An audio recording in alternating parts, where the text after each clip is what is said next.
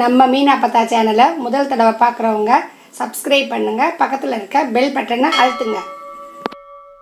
வாங்கப்பா, எல்லாருக்கும் வணக்கம்.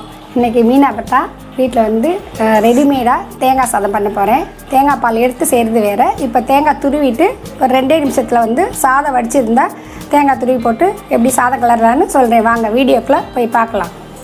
இதுக்கு தேவையான பொருட்கள்: ஒரு குட்டி தேங்காய் துருவியது, கொஞ்சம் கொத்தமல்லி அரிஞ்சு வச்சுருக்கேன், 1 டீஸ்பூன் உளுந்து, 6 வரமிளகா, பெருங்காயம் கொஞ்சம், ஒரு அரை டீஸ்பூன் உப்பு, கொஞ்சம் 1 டீஸ்பூன் கடலைப்பருப்பு, கொஞ்சம் கருவேப்பிலை, அப்புறம் ஒரு 2 டம்ளர் ரைஸ் சூடாக வடித்து வச்சுருக்கேன்.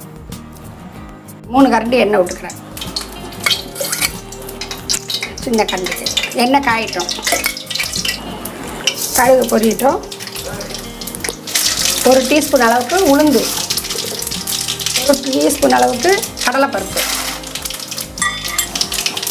ஒரு 6 வரமிளகா,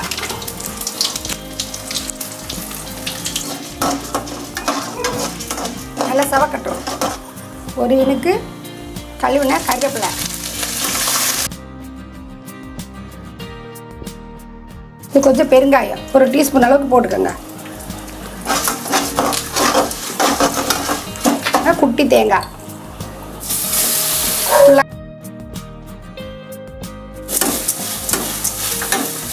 கொஞ்சம் சவக்க வறுக்கட்டும். பெருங்காயம் வாசனை வருது பாருங்க. வடிச்சிருக்கேன். இதுக்கு தேவையான அளவுக்கு கொஞ்சம் ஒரு 1/4 டீஸ்பூன் உப்பு. வதங்கினா போடும், கலர் மாறுற அளவுக்கு. அடுப்பு ஆஃப் பண்ணிடுங்க. ரொம்ப ஈஸி. இது சாதத்தை போட்டு கிளறிடலாம்.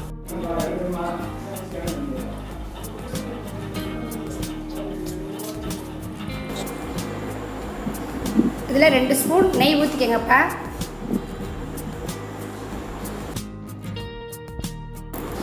நல்லா தேங்காய் நெய் எல்லாம் போட்டு கிளறி நல்லா சூடாக இருக்கும்போது நல்லா கிளறி வச்சிடணும்ப்பா. இப்போ எல்லாம் ரெடி ஆகிடுச்சு. இப்போ கொஞ்சம் கொத்தமல்லி தூவிக்கலாம், வாசனையாக இருக்கும்.